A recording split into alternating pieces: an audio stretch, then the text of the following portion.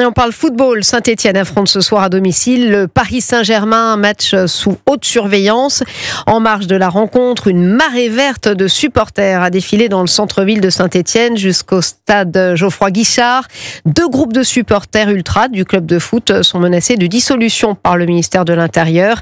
Noémie Loisel, la correspondante d'Europe 1, était sur place. En tête de cortège, un tifo avec ce slogan « Le chaudron ne se dissout pas ». Sous un nuage de fumigène, des milliers de supporters entonnent des chants festifs. Mais aussi des slogans hostiles au ministre de l'Intérieur dans les rues de Saint-Etienne.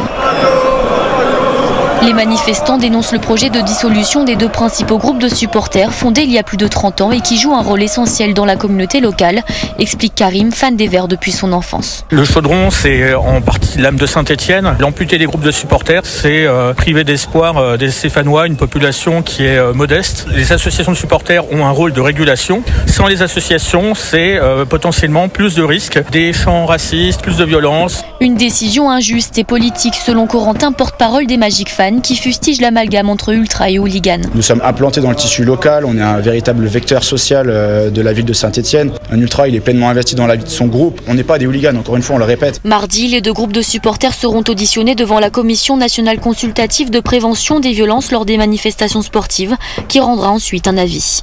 Saint-Etienne, Noémie Loisel, Europe 1.